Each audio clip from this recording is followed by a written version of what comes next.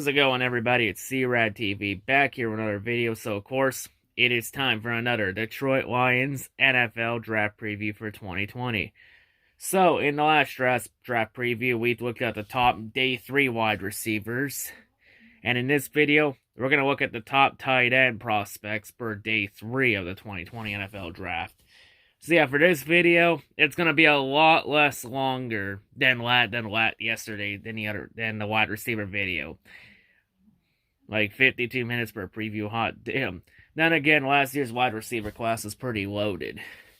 But yeah, tight end class really isn't as loaded as other years, but there's still a number of interesting prospects to look at, maybe in the later rounds to add depth. But yeah, anyway, with all this out of the way, let's jump right into it. So the first tight end we're going to go over here, hailing out of Vanderbilt, standing 6'4", weighing 255 pounds, we have Jared Pinkney. So for Jared's strengths, he looks the part of an NFL tight end with broad shoulders, long arms, tapered wrist. He's smooth off the line of scrimmage, shows savvy as a route runner, alternates his gait, shows some bursts out of his breaks. He has reliable hands, shows the ability to pluck outside of his frame, quickly protects the ball. He's also physical, a very competitive blocker, so he can be trusted to block and pass or run. Doesn't back down from a challenge. He keeps his legs churning in contact in an attempt to finish the block, so he always tries to finish whatever block he's on before going open. So overall, for his college career, as a junior, Jared had 50 catches for 774 yards, averaging 15.5 yards per catch, with 7 touchdowns. In 2019, for Jared's senior year, his number in productions dropped, where he had 20 catches for 233 yards in 8 games. And part of that is because he battled through a number of injuries throughout all of 2019, so he does come with some injury red flags, which lowered his stock. Also, he played up for a Vanderbilt team that went 3-9, after they lost their star quarterback, Kyle Shermer, to the NFL. So yeah, he has a lot of potential, but some injuries, of course. So yeah, in terms of his weaknesses, though, other than the injuries, though, he may lack the Jets to threaten the NFL defenses over the seam. He's more of a classic wide type tight end that's capable of blocking at the line of scrimmage than the hybrid receivers so fogged in today's NFL. He doesn't show great lateral agility or the burst to break away from the tacklers.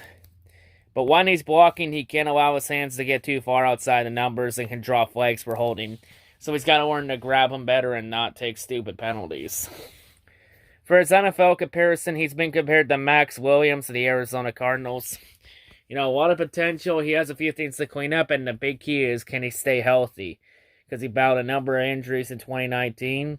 And that's going to be the key here. Can he stay healthy, or is he injury prone? We'll have to see. So the next tight end we're going to go over here, hailing out of Purdue, standing 6'4", weighing 245 pounds, we have Brycen Hopkins. So for Brycen's strengths, he's built and he moves like a big wide receiver. Generates immediate bursts off the snap, threatens defenders, and shows the body control to explode out of his cuts. As an advanced route runner, he gets the top speed very quickly, forces the defense to account for him when he's leaving holes behind for teammates to exploit. He's a natural pass catcher. He isn't a true people mover as a blocker, but he is alert and competitive in the blocking game. In 2019, he was voted a captain by his teammates, despite only starting 5 previous games over his career. But in 2019, he had big numbers as a senior, where his numbers last year, he had 61 catches for 830 yards and 7 touchdowns, averaging 13.6 yards per play. Also, the 3 highlight games to note was that he had 3 games last year with at least 8 catches and over 100 yards catching yards. And those 3 games were against Maryland, Wisconsin, and Indiana. If you want to watch some game film on him, folks, there you go. Just watch those 3 games. That's highlights for him. So yeah, in terms of his weaknesses, though, he lacks the extra gear to break away when he's in the open field. He's typically a reliable pass catcher. Here's the footsets coming. Needs to show great concentration in traffic. He occasionally drops in procedural penalties. Are the indications of why he entered his senior campaign with so few starts. Part of his production in 2019, which is pretty impressive, it was much of a function of Purdue's scheme as his talent. So yeah, he's got to get better at not taking stupid penalties, and he's got to improve in the block game. For his NFL comparison, he's been compared to Jacob Hollister, the Seattle Seahawks. Like, he has a lot of potential, but part of that may have been only scheme fit. Can he do well in other schemes, or can he only fit one scheme? That's going to be the big key here. He's got to also clean up and not take stupid penalties, and he's going to have to improve catching the ball in traffic and getting better at blocking. So yeah, a few things to clean up, but he's an interesting prospect to keep an eye on. So the next tight end we'll go over here, hailing out of Portland State, standing 6'3", weighing 245 pounds. We have Charlie Tomo. I probably said that last name wrong. That's a bit of a tongue twister, for sure. Yeah, it's going to be hard to pronounce that last name. Bit of a tongue twister, folks. But anyway, continuing on, for his strengths, he fits the mold of a modern-era H-back and a move tight end. Has a great combination of size, speed, and agility that can be a mismatch in the passing game. So he can be a bit of a mismatch nightmare. He shows the suddenness off the snap. He forces defenders to take his ability to threaten the seam into account. He's a threat after the catch, can create on his own, so he's very good for yards after the catch. He's shown a knack for producing against top competition. You know, he's caught touchdowns against FBS opponents like Oregon, Arkansas, and Nevada in his limited opportunities. He shows a lot of promise as a blocker and possesses the frame to add muscle, so he could gain a little bit more to get stronger, for sure. But he also has potential to be a blocker in the run game and the pass game. And overall for his college career, he didn't receive a scholarship offer until after his senior year at Federal Way in Washington. He played every game as a freshman, though, with Portland State. His sophomore year was when he really flashed his potential. His sophomore year, he had 45 catches for 673 yards, averaging around 15 yards per catch with 3 touchdowns. Overall, for Charlie's college career, he played in 40 games for Portland State, had 117 catches for 1,876 yards, averaging around 16 yards a catch, and had 11 touchdowns. So he's been very productive in college. So in terms of his weaknesses, though, he's listed as a tight end, often split out wide and offers little at the time as a traditional blocker, but he does have the effort to be a blocker, but he's going to need to develop more. So yeah, he also faces obvious level of competition concerns. He had the ball funneled to him in the scheme, so he's also more of a scheme fit too, and also it's the competition in the NFL is going to be a lot different than FBS. So for his NFL comparison, he's been compared to Seaton Carter of the Cincinnati Bengals. You know, has a lot of potential. He's got a few things to clean up for sure. But, you know, he could develop for a few years. Could be used as a pass option, too, in the pass game. Someone to for sure keep an eye on. So the next tight end we'll go over here, hailing out of Oregon, standing 6'5", weighing 248 pounds, we have Jacob Brean. So for Jacob's strengths, he has the prototypical size with the broad shoulders and the long arms with a tapered middle for a tight end. He's a versatile weapon, can show quickness to get to his routes, whether he's lined up next to the tackle or on the wing or split out wide. So line him up anywhere he can get out quickly open. He accelerates fluently, he shows enough straight line speed, challenges the seam with good concentration, and bursts out of the breaks to create space. He's very attentive, and he's also a very competitive blocker too. Plenty of experience in line, so he's very good in pass blocking and run blocking too. So overall, for his college career, in 2019, through the first 6 games of 2019, he looked like an All-American candidate. And in the first 6 games of 2019, he already set career highs in receptions, receiving yards, and touchdowns. Where in the first 6 games of 2019, he had 26 catches for 405 yards, averaging 15.6 yards per catch, and had 6 touchdowns.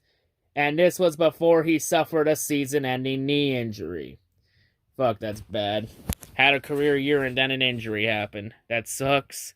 So yeah, he does come with a little bit of an injury history too, folks. So overall for Jacobs' college career at Oregon, he had 74 catches for 1,225 yards, averaging 16.6 yards per catch with 13 touchdowns.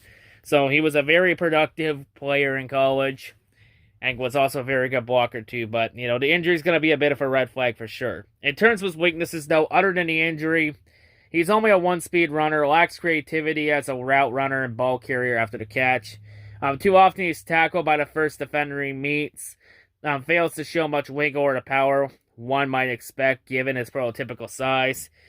While he is a very competitive blocker with long arms and his sticky hands, he's not a dominator at the point of attack. So he's got to learn to get better at that and improve in blocking. For his NFL comparison, he's been compared to Luke Stalker of the Atlanta Falcons. Like, he has a lot of potential. He's got a few things to do. He's got to learn to be more creative and all that. You know, the injury, is it going to become a recurring theme, or was it just only one? So yeah, that's going to be a lot of questions. It's a bit of a gamble to take him for sure, but if he can stay healthy, the risk could be worth the reward for sure, and he'll need some time to develop though. But yeah, he'd be worth someone to take a shot at for sure. So the next tight end we're going to go over here, hailing out of South Carolina, standing 6'4", weighing 250 pounds, we have Kyle Markway. So for Kyle's strengths, he looks a lot bigger than the listed size says, so don't get fooled by it. He looks a lot bigger than it may say. He has broad shoulders, thick musculature, including a powerful lower half.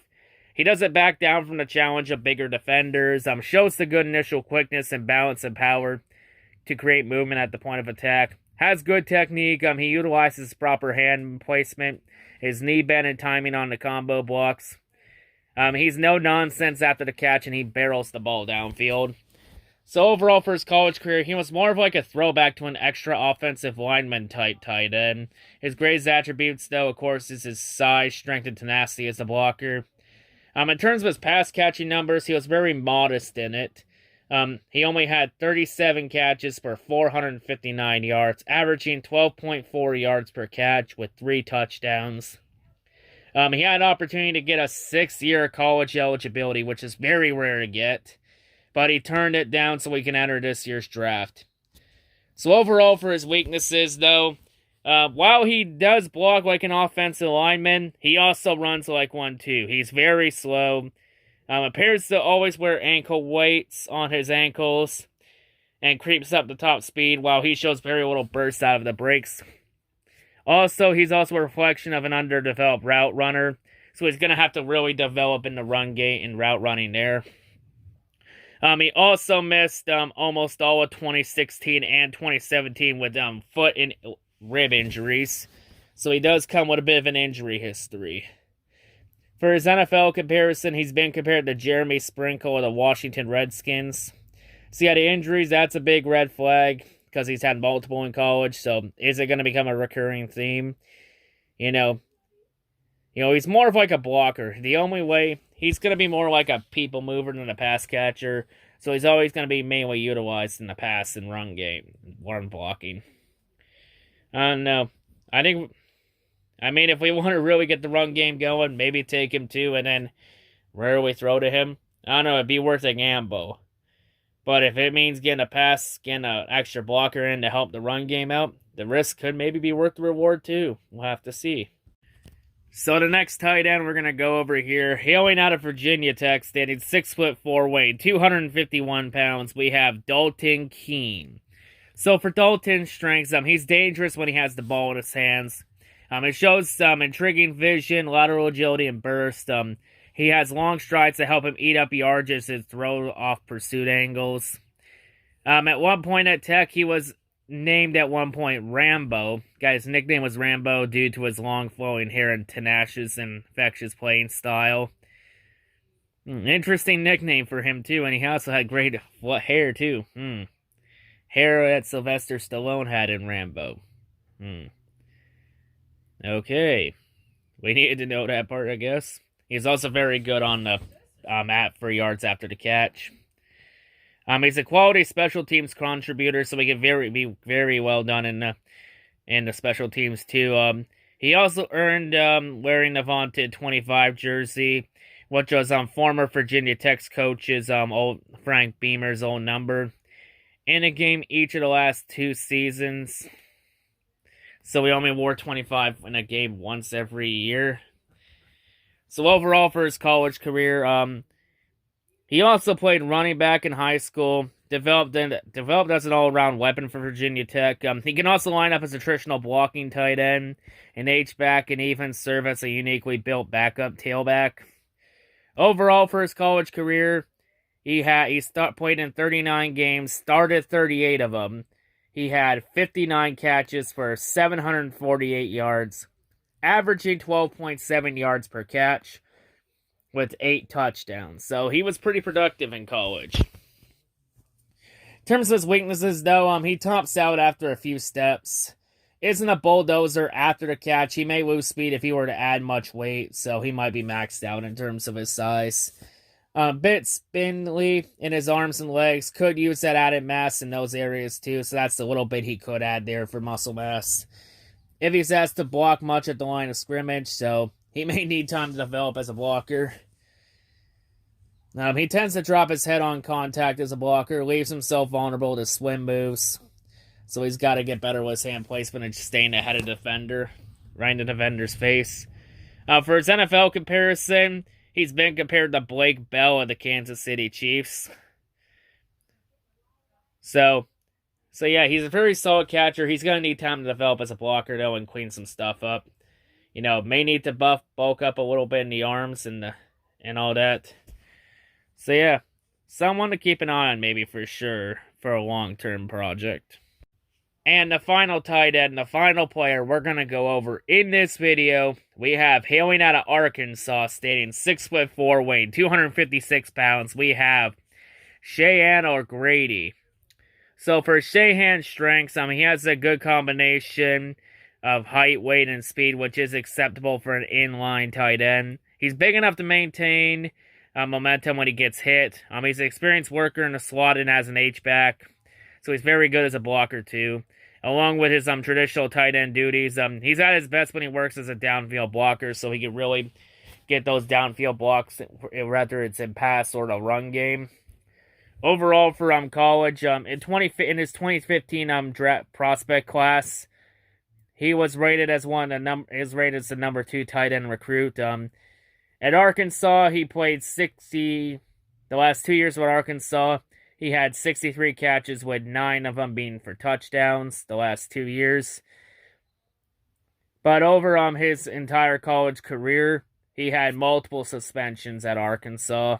So that's going to have to be investigated. So he does come with some character red flags, so he's got to learn to be smarter and not be a dumbass. In terms of his weaknesses, though, he's very underwhelming burst, which prevents separation over the middle of the field. His routes are too easily shut down by athletic linebackers, so he's got to get better at getting open and not having his plays disrupted. He has unreliable hands, which makes him a liability when it comes to contested catches, so he's got to learn to catch the ball better. He's a straight line runner, can get tripped up by hard gusts of wind, so he's got to learn to get stronger in the run game too. For his NFL comparison, he's been compared to free agent tight end Scott Orndorff. So he has some potential, but maybe that's just only a blocker. He's got a number of things to clean up here, and he comes with a lot of character red flags. I think he can do a lot better with different tight ends in this class. So for him, I'm gonna have to say pass on him. So give me a pass with him. So yeah, anyway, that's gonna wrap it up here for this NFL draft preview. Some decent tight ends to look at for sure, for the block pass and run blocking game for sure. some decent prospects to keep an eye on for sure in this class. You know, just add depth to the tight end position. So yeah, that's going to wrap it up here for this draft preview. A lot shorter than the wide receiver one we had the other day for sure. You know, this year's tight end class really isn't as deep as last year's was. So yeah, just putting that in perspective for everyone. But yeah, some decent names maybe to take a gamble with for sure. But yeah, anyway, that's going to wrap it up here for this preview. Of course, if you enjoyed the video, smash the like button. If you're brand new to the channel, please subscribe for more of this content. That's going to wrap it up here, folks. I've been C-Rad from C-RadTV. Hope everyone's a great day, and yeah, peace out.